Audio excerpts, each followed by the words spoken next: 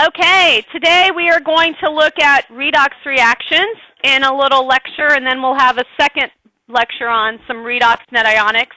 And you get to learn the shortcut for net ionics today, so you don't have to do it the long way, which will cause some of you stress, but some of you will love it. But let's review what redox is, do some redox balancing. Why do we care about this? Because all of this stuff happens in solution as well, except sometimes when reactions go on, we get a transfer of electrons. And that's what redox is. What did redox stand for? Reduction. You know this stuff? Awesome. Reduction and oxidation.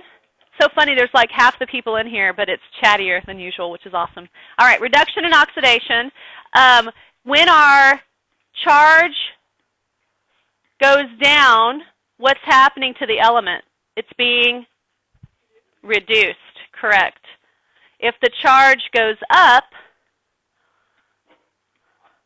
the element is oxidized. And that's what I need you to know.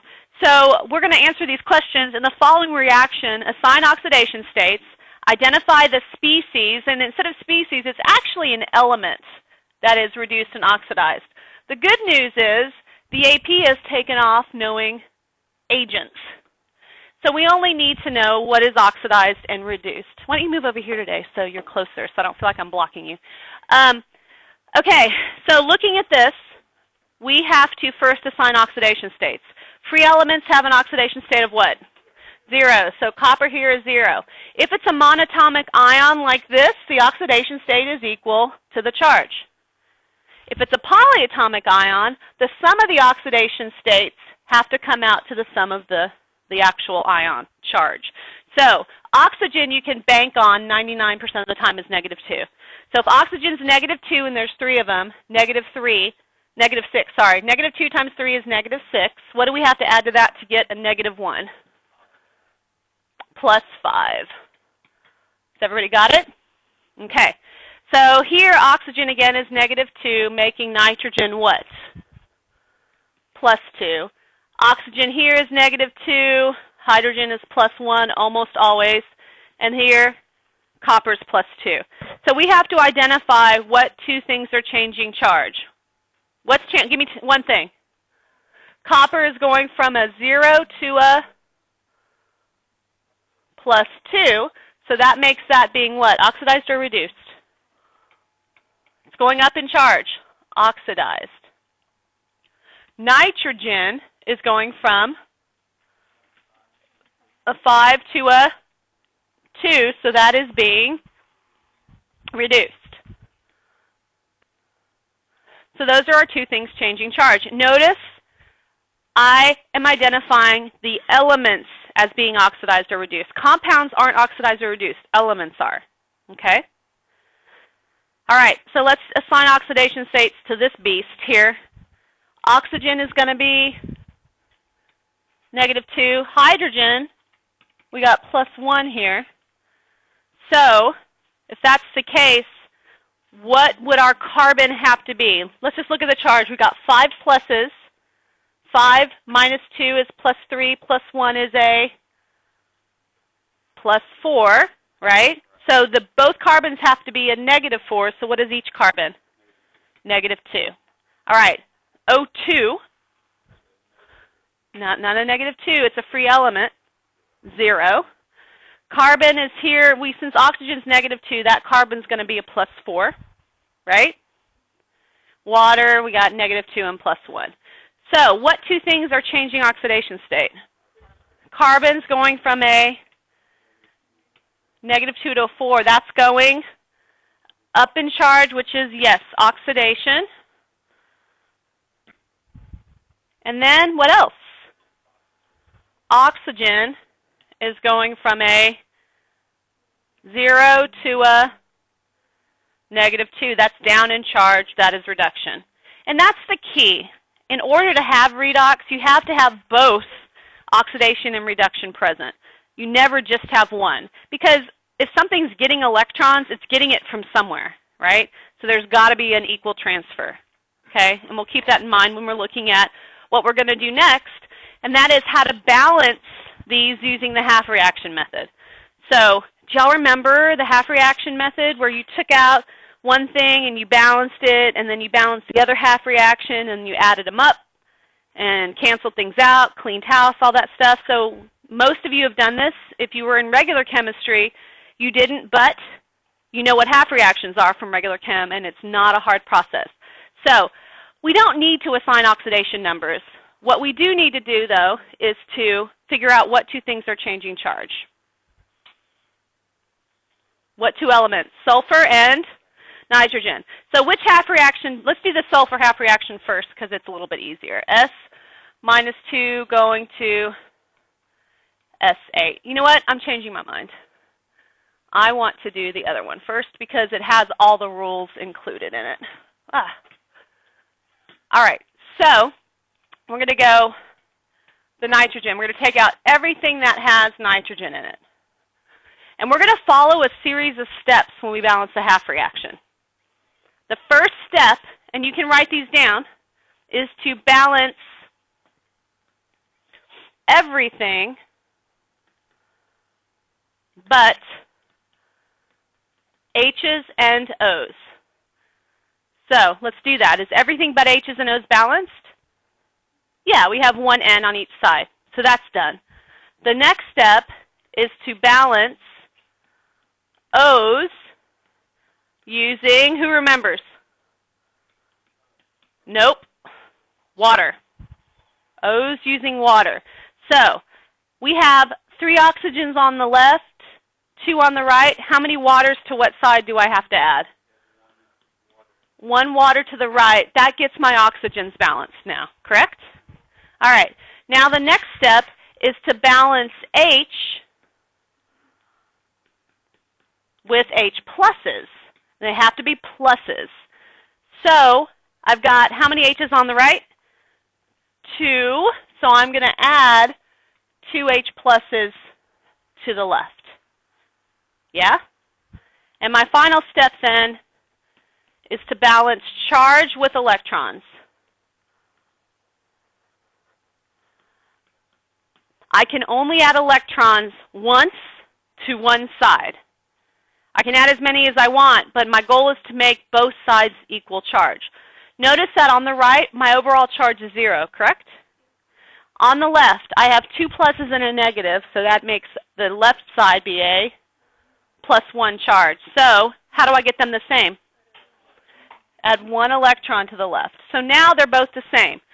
Now be careful, the goal is not to make them both 0. The goal is to make them the same. Sometimes the sides won't be 0. Sometimes they'll be negatives, so no big whoop. All right, so now let's go ahead and balance the other half reaction. We're going to take down everything that has a sulfur in it. Okay, first step, balance everything but H's and O's. Naira, just yell it out. 8, we need 8, right? We're going to balance sulfurs. Now we're going to balance O's, done. Balance H's, done. Balance charge. 2? So how many electrons? 16 to the right. Yeah, Woe is right. So to add these up, the only problem is I have to gain as many electrons as I lose. I have to have a common multiple of electrons in each equation. Here I'm gaining 1 electron. Here I'm losing 16. So what's my common multiple? 16. So I'm going to multiply the top, every single thing, by 16. 16, 32, 16, 16, and 16. So now that you're in AP, I'm going to clean house up top. I'm not going to make you rewrite it 87 times. What can we all, and when I say clean house, I'm looking at these as 2 sides of the reaction. So anything on the left could potentially cancel out things on the right. What always cancels? Electrons. So these electrons go. And that's all we have to cancel in this one. There's not a lot of house cleaning. So I'm going to rewrite everything. I really don't care how you do it. I tend to always do the top line and then the bottom line.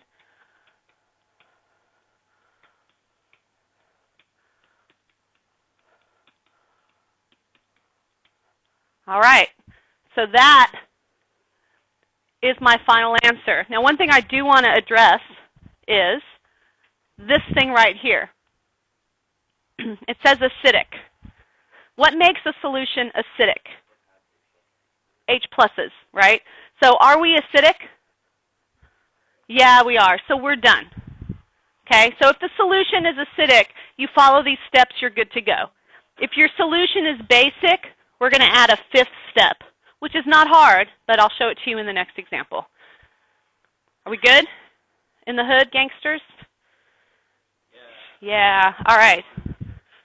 All right, let's go ahead and do our next one. All right, so we're going to balance this.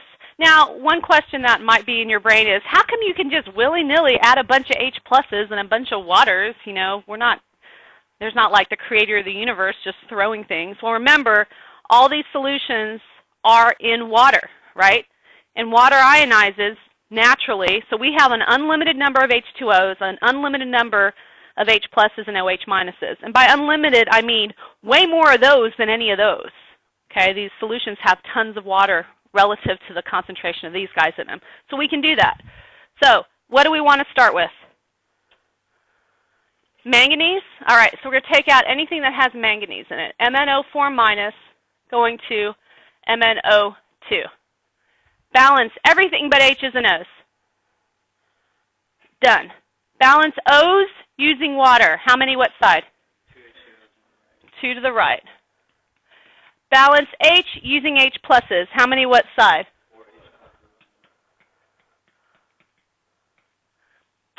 Balance charge. We have an overall charge of A plus 3 on the left and an overall charge of 0. So how many electrons? 3 electrons on the left. All right. Couple things I didn't point out last time. If we're doing it right, we better add electrons to the opposite side of the other equation.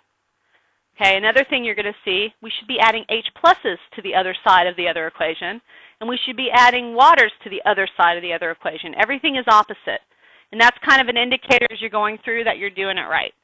So let's try the I minus half reaction. Balance everything but H's and O's. Done. Balance O's using water. How many what side? Yeah, and do you see how in the other equation we had water on the right? So this is good. How many H pluses? 6 to the right side. Again, that's opposite to where we added them before. Our overall charge on the left is what? -1. On the right? +5. So how do I get them to be the same? Not -6, +6 on the right. I've had students want to do that, actually, minus electrons from one side. We always add electrons to one side. And we only can do it one time. All right, before we can add these up, I need to do some work. My electron number, I got a problem. Yeah, I got to multiply the top by 2 because I'm gaining 3 electrons, but I'm losing 6. So everything in this top equation, we're going to multiply by 2. Okay, so now we're going to do what I call clean house. What can we, that should be a 6.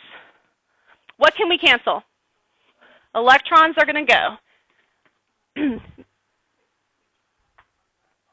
Right, if you look, we have 8 H pluses and 6 H pluses. What did I do? Did I do something wrong? No. Okay. I'm going to get rid of as many as I can from both sides to make sure they end up only on one side. How many do you want to get rid of? 6. If I get rid of 6 from both sides, that gets rid of them on the left, leaving me with 2 there. What else do I need to clean house with?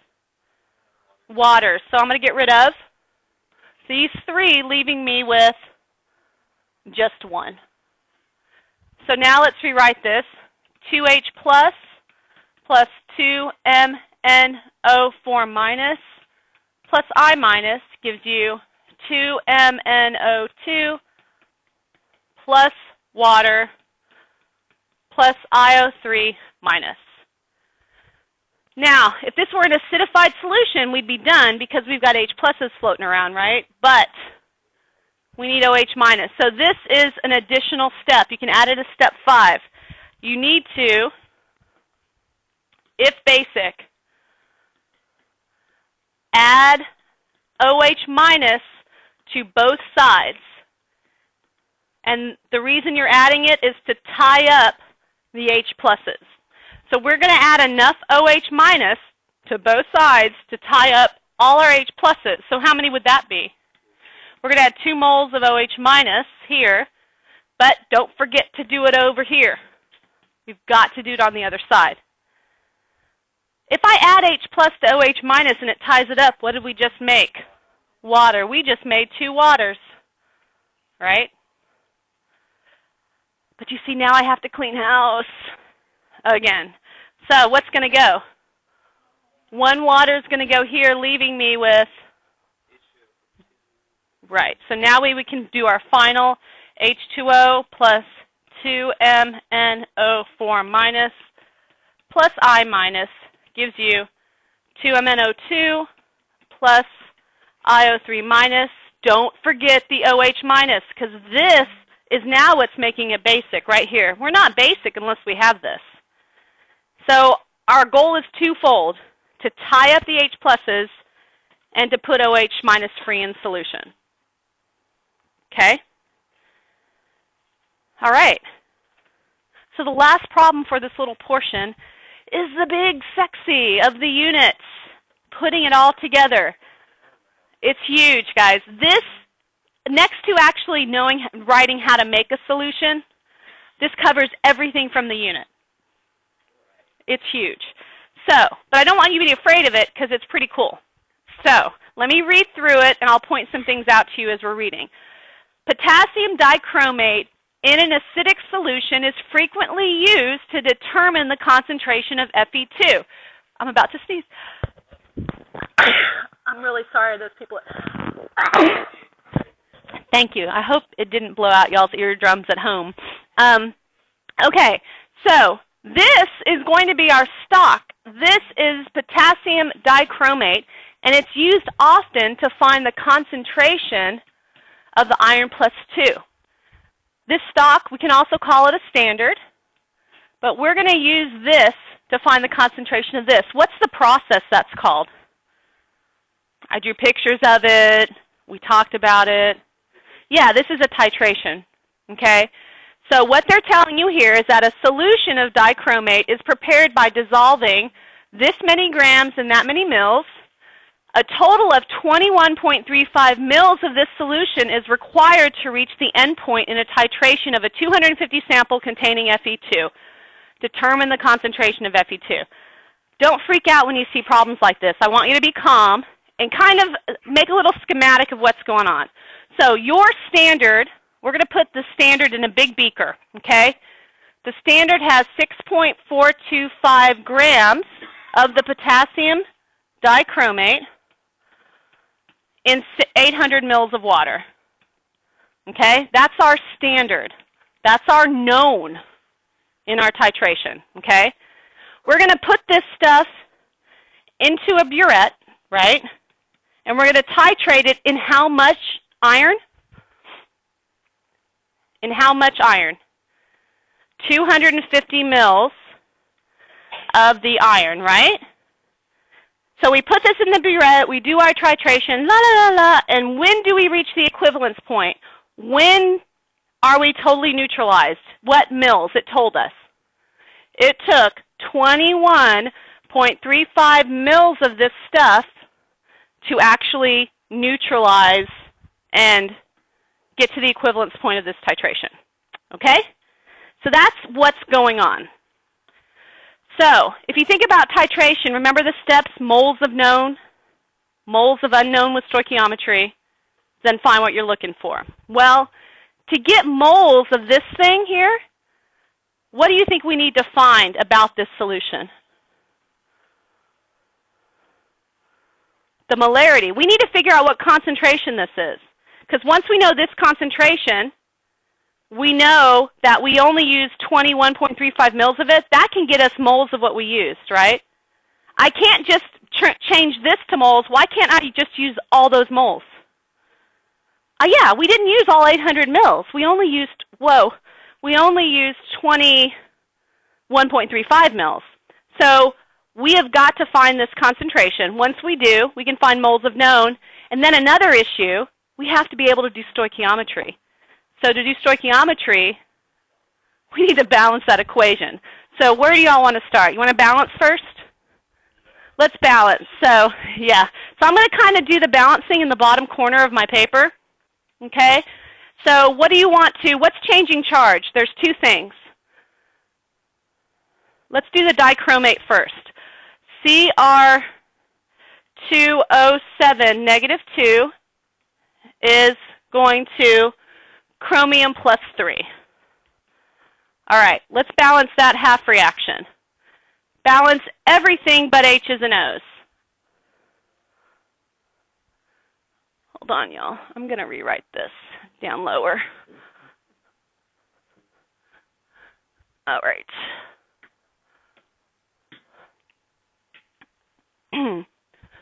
All right, so we have Cr2O7 negative 2 plus, not plus, goes to Cr plus 3, right? All right, balance everything but H's and O's.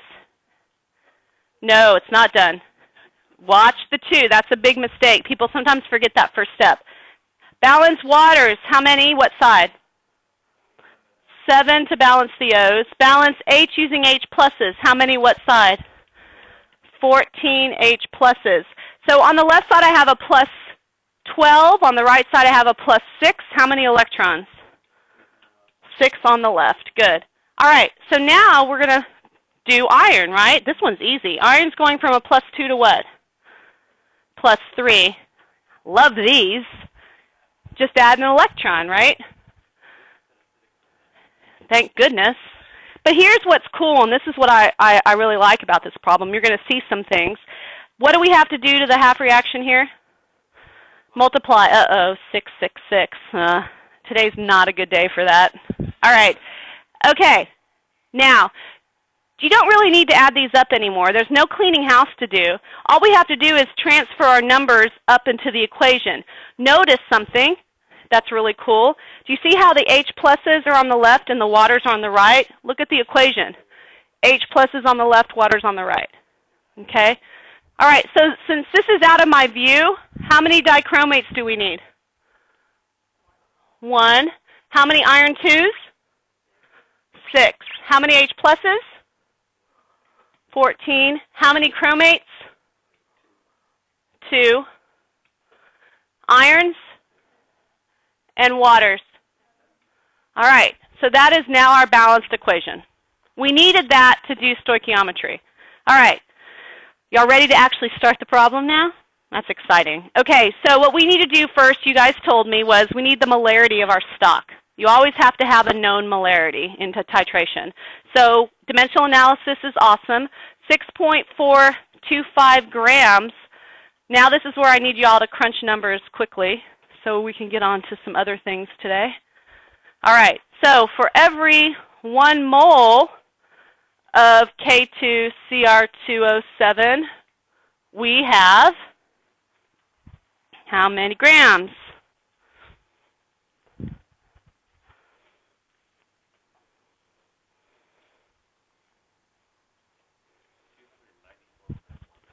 294.16 grams. All right, so my grams cancel.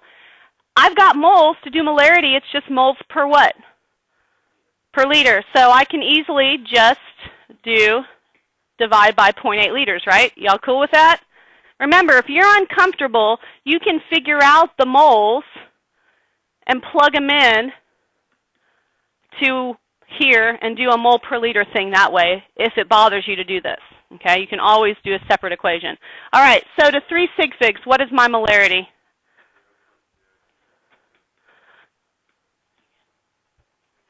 Is that, you agree? Are we cool with this number? 0? Since it's on video, I want it to be right. We good? Okay.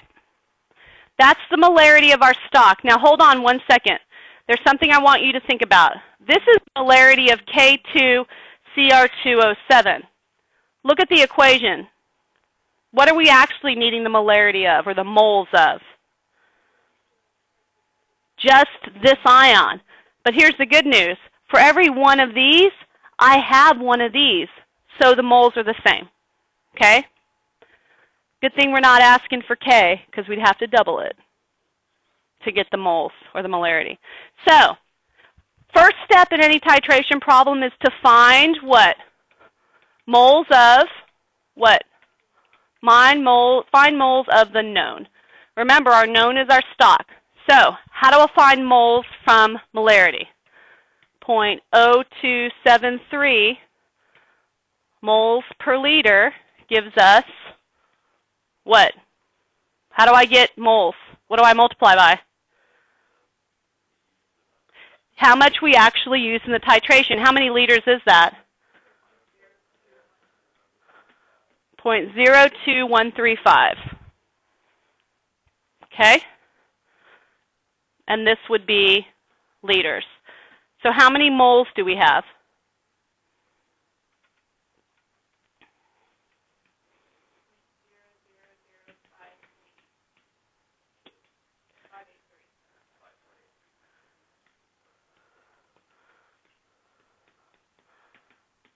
Moles of K2Cr2O7, but since it's 1 and 1, this is also equal to moles of Cr2O7 minus 2, okay?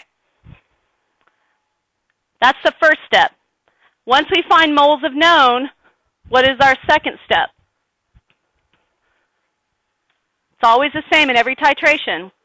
Mole bridge to find moles of the unknown, and then find what we're looking for, because we're looking for the concentration of that unknown. So we're going to mole bridge to find moles of the unknown. So we're going to start with moles of the known, which was 5.83 times 10 to the negative fourth moles of Cr2O7 minus 2. What's my relationship in my balanced equation? Where are we going? What are we doing? What are we finding the molarity of?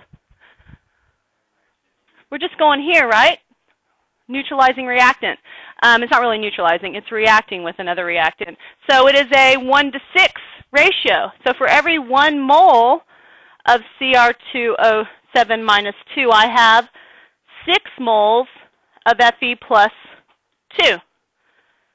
That gives me moles. What am I looking for again? Concentration. So can I find concentration in this step? What do I divide by? The original amount of acid we're neutralizing or we're reacting, 0.25 liters. So what is our concentration then of this guy? 0.0140. Can I get a second? Moles per liter is equal to the iron plus 2 concentration. So that is an amazing problem. Where you will get lost is if you panic and think, oh my God, I don't know what to do. So you've got to set up the scenario in your head. You know, think about what they're giving me, what I need to find, and kind of lay out a plan. Yes, Naira?